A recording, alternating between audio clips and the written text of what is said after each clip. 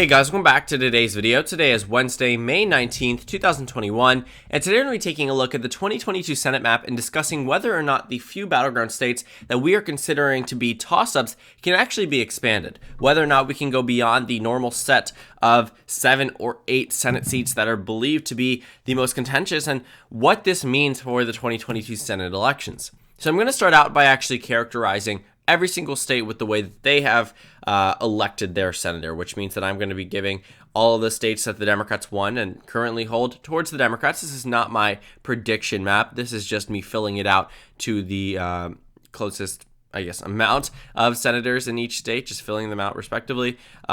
So we should be at 50-50 in just one moment. And the reason why I also am covering this is because I was looking at the Inside Elections data, which shows you race ratings for each individual race for 2022. They've been updating them periodically, and the most recently updated one is Inside Elections. It was updated on May 7th. I believe the Sabatos Crystal Ball was updated around mid-March, and then the Cook Political Report updated back in January, at the end of January. So this is the most recently updated one. And it shows us a total of 8 battleground states. You have Arizona, Georgia, New Hampshire, Nevada, and then Florida, North Carolina, Pennsylvania, and Wisconsin. So we're going to be using this as our point of reference and trying to expand beyond this just to see if there are certain areas within the solid Democratic column and the solid Republican column that we can peel away, that we can use and say, this might end up being a toss-up state depending on the circumstances of the 2022 midterms. Rather than maybe just being a toss-up, could they become battleground states?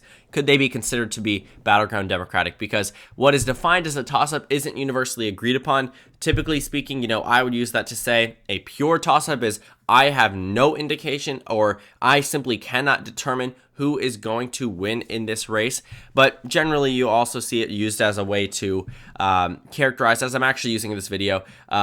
So I said generally speaking, so in this video, I'm going to be using it as just more of a battleground. They're usually interchangeable, but I'm just going to go ahead and say toss-up for right now, or just battleground, just refer to it as that. But I agree the terminology sometimes can be a little bit confusing. So let's go ahead and move on to the states that they already characterized for us, the 8 battleground states. For the Republicans, they had Wisconsin and Pennsylvania. They both noted that they were open because that is important. When there is no incumbent, things become a little bit more wonky for the incumbent party simply because they don't have someone that the voters can recognize and sometimes that the voters trust, which is the case with Pat Toomey in Pennsylvania. And Ron Johnson actually is not an open race, but North Carolina is. Wisconsin might be an open race. I meant to clarify that, even though Ron Johnson has sort of been hinting that he's not going to run. He hasn't announced that he's running. He said that leaving the United States Senate is his preferred option at this point. The only person trying to keep him in the race really is Mitch McConnell and also Donald Trump. Donald Trump endorsed him, and he still has yet to announce his re-election campaign. He promised in 2016, if elected, he would not run in 2022, so that will be an issue brought back up. Ron Johnson could very well be on his way out, but we have yet to hear from him. But if he is on his way out, another thing that benefits the Democrats in this Senate map. So right now, you have 2 open seats that have characterized Pennsylvania and North Carolina, and Wisconsin is a maybe. Florida is certainly not a maybe. Florida is going to have Marco Rubio as the incumbent Republican, and I'm honestly surprised that it's characterized under this battleground status. If you're looking at the Sabatos Crystal Ball, which is, arguably a different organization that does do different ratings, it does do things a little bit differently, but the fact is that Florida is not considered to be one of those states that is within the lean or toss-up column.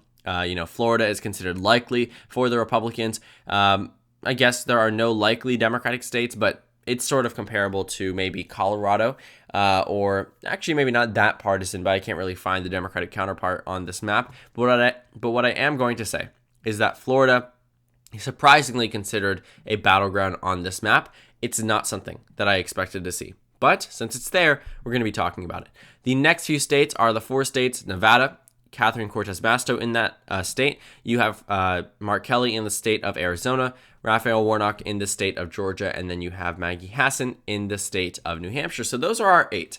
Those are our 8 toss-up states, battleground states, whatever you want to call them, states that are going to be amongst the closest of our election. Now, this is based off Inside Elections. I don't necessarily know if I would agree with them grouping Florida along with Pennsylvania and Arizona, but again, that's entirely up to them, and they don't really do lean likely solid. Instead, they just do, toss-up or whatever, So inside elections, giving us a little bit less information than some of these other political pundits, but it's all good because we can still get a general idea of what they mean and what is being deemed to be competitive or not. Now, in this potentially toss-up column, you see it right here next to the yellow toss-up column, you will see that we are going to start looking at some of the states that potentially could be included in the toss-up column depending on how the year and a half plays out, depending on who is the nominee. And it really just depends on candidates. It depends on whether or not someone is retiring or not. Right now, we know that Ron Johnson in the state of Ohio is retiring. And not Ron Johnson, sorry, Rob Portman. He is retiring. This is a race that wasn't competitive in 2016. We can actually see here. We can zoom in on the state of Ohio. Rob Portman won here by 20.8%. So 21% of the vote, a 21% victory against Ted Strickland, who was actually a former Democratic statewide official. So he served as the governor, I believe, from the state of Ohio. So it's quite interesting to see that someone who was originally supposed to be a good candidate for the Democratic Party was absolutely obliterated, despite being someone who was previously elected by Ohio voters. It's quite interesting to see how many people, fall out of favor amongst their own constituents. And if you're looking at Ohio in 2010, well, it was around the same amount. Rob Portman won this as an open race, and he won with 57% of the vote to Lee Fisher, the Democrat, at 39%. So a very significant victory. He hasn't really faced anything that was too negative in terms of a re-election bid because for whatever reason, he was popular. The voters liked him. They wanted him reelected, and they decided to vote for him, and many Democrats decided to vote for him as well. But now that he's out, now that, like I had mentioned in the beginning, the factor of the incumbency is important because when you take away the candidate that voters know and recognize, for this instance, Rob Portman, you're not going to see as many Democratic crossover votes. You're not going to see as many people willing to go against their own political party. If you're talking about a Republican who has a 60% approval rating, you're probably going to see them receive 60% of the vote. But when you take that away, when you remove that candidate and they're saying, I'm retiring, I'm fizzling out, now you're down to the standard Democrat versus Republican. Neither of them have had the opportunity to legislate in that Senate position yet. So you don't know exactly how they would perform and therefore can't get a general conclusion, can't really approve or disapprove of their job performance unless they're another statewide official. But then again, being a governor is very different from going into Washington, D.C. and representing your state in Congress. Being a representative is also a little bit different than being a senator. Just because you're a representative doesn't mean that voters are going to approve statewide because you're only representing a district. Unless it's a single district state, for example, North Dakota or South Dakota, Ohio is having, I believe, 15 districts following the 2020 census. So one representative won't exactly cut it in terms of being able to appeal statewide through their own electoral performance or through their own legislative performance. That's something that needs to only be understood if it was a single district state, which Ohio is not. So for all of those reasons, I'm going to consider Ohio as a state that could potentially be viewed as a toss-up. Depending on who runs on the Democratic side, we have Tim Ryan already announcing his campaign, and depending on who that Republican nominee is going to be, this race could end up being at least a little bit competitive. In 2018, the Democrats won Ohio by 6 points on the Senate level. Fast forward to 2020, Donald Trump wins the state by 8.1%. But the Senate election, I think, is going to be quite interesting. Because we no longer have this incumbency factor, it's probably a state that the Democratic Party might actually focus on a little bit. I don't think that they're going to view it as a state that they can absolutely win, that they will absolutely, have this advantage now that Rob Portman is out, but they are going to view it as a state that is within reach now that the popular Republican is no longer running. So Ohio, I'm going to characterize as potentially a toss-up state. The next state I'm going to characterize as potentially a toss-up state is a Democratic state. This is the state of Colorado. Now, I know that I've argued in many of my videos that this state is not a toss-up now, because it isn't. That's why it's not considered a toss-up by Inside Elections. That's why it's not considered a toss-up by the Sabato's Crystal Ball. But I do think that Colorado, if 2022 ends up being a red type of tsunami like 2014 was or 2010 was, then it starts to become a toss-up. Now, we've seen no indication that that's going to happen, which is why I said also in the beginning that many of these ratings are contingent on how the year goes. It would have to be very weird for Colorado and Ohio to be both considered toss-ups. I don't really think that's possible, but at this point, anything is possible. We've seen that the 2020 election year really can explain and can show us that anything can happen in American politics. But for Colorado and Ohio, these are two states that will have to be under very different circumstances. I explained the ones for Ohio, but for Colorado, I think it is less dependent on the candidates because there is an incumbent Democrat running. It's not an open race, so voters will recognize and know someone who they did recently, or not recently, but did re-elect back in the 2016 election by a larger margin than they voted for Hillary Clinton. And Michael Bennet also ran for president in 2020, so a little bit more name recognition than someone who just ran for Senate and won the re-election bid. He also put his name out there, and that's just something that was not necessarily, he wasn't a front runner or anything, but doing that campaigning does give you a little bit more experience for the Senate bid. And I do think that voters will still recognize, and they do approve of him by a little bit amount. So Colorado, absolutely not a swing state now, but could be depending on whether or not the Republicans actually turn 2022 into this year that is very amazing for them. The same way 2010 and 2014 went from being years where the Democrats were leading in the generic ballot polling to ended up winning 63 seats in the House, 5 seats in the Senate. Fast forward to 2014, winning 9 seats in the United States Senate. Midterm years can really be good years for both political parties, as it was for Democrats in 2018, as it was for Republicans in 2014. We have no clear indication as to how 2022 is going to turn out, largely because of the pandemic and because Joe Biden has yet to be disapproved of. So let's continue on. The next state that I'm going to consider to be a potentially toss-up state is the state of Missouri. Now, I know what you might be thinking. Why am I considering Missouri to be a state that might be contentious? Why a state that Donald Trump won by 15 points here in the 2020 election? How could it be competitive?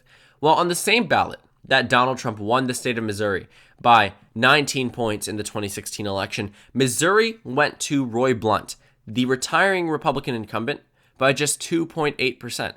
Despite only winning 6 counties across the state, Jason Kander came the closest, in the 21st century for this Senate seat. He won 46.4% of the vote in the state of Missouri, nearly won.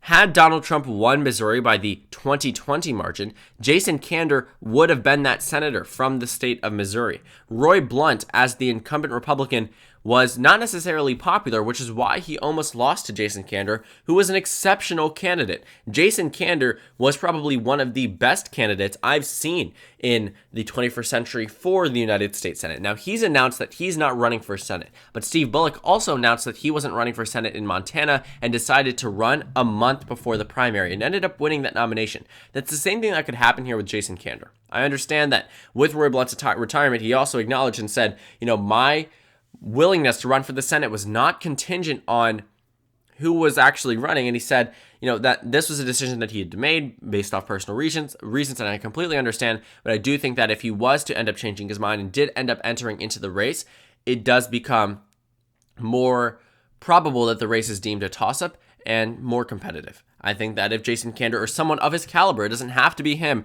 there are other former Democrats in the state of Missouri that they can pull from the bench and end up propping up to run for United States Senate. That's when it can become more and more competitive. So Missouri is a state that I view as potentially being a toss-up. Not now, but it depends on the circumstances of the year and the candidates in Missouri. I think it's less dependent on that in Colorado, but certainly in both Ohio and Missouri. And the final state that I'm going to characterize as a state that potentially could be a toss-up is a state that is traditionally a toss-up.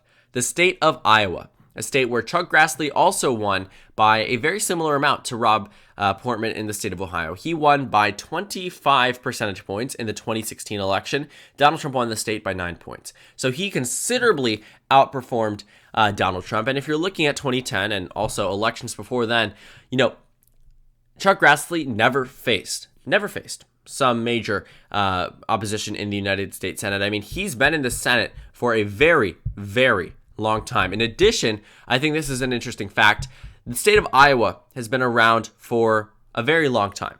But for 1/3 of the entirety of the state's existence, Chuck Grassley has been in political office representing Iowa in one way or another. It's very interesting. I mean, you're talking about a man who's been in Congress. I believe this would be his 8th term for decades, been in the United States Senate for decades. It's just quite interesting to see. And if you're looking at the Iowa result of the 2010 election, it actually is worse for Democrats. Chuck Grassley was able to win 64.4% of the vote to 33.3%. There was no type of competitive nature here in this Senate seat since he was elected, to be completely honest. But now that he potentially could be retiring, and this would be the only scenario, and let's say the Republicans nominate someone who just isn't as not as enthusiastic, because I wouldn't necessarily call him that, as liked by voters, because Chuck Grassley is certainly adored by the Iowa constituents. he could potentially become a toss-up state. But that's contingent on whether or not he does decide to retire. He said he won't tell us now because he hasn't announced that he's running. He said he will tell us whether or not he's retiring a year to 9 months out before the election. So we have a little bit of a waiting game left to go. But if he decides not to run and the Republicans don't nominate someone strong, then you could start to see Iowa revert back to its traditional toss-up status. Again, contingent on the year, because in 2018, the Democrats won the statewide vote in Iowa in the House elections and likely would have won a Senate election had it been on the same ballot. So those are my potential 4 toss-up states that could add on to the 8 that we know already according to Inside Elections. If we were using this Battles crystal ball, I would have included Florida as well and made an argument for that. But since it was included by Inside Elections, I thought it was just fine to, jump over it, just because since it's already being characterized, there are other people who agree with that statement. So 12 total toss-ups as a potential reality. I don't think all 12 will be moved altogether. I don't really think we're going to see a year where Missouri and Colorado are equally competitive. But again, weirder things have happened in more recent years. So yeah, that's the end of this video. Thank you guys so much for watching. Make sure to comment down suggestions below. Subscribe on the left if you haven't already, and check out the Instagram and Twitter. At the bottom left of the screen, there's also a Discord server for you to go ahead and join. On the screen, there's a video you can watch, and then a playlist for my 2022 Senate election analysis videos. Again, thank you guys so much for watching, and I will see you all later today.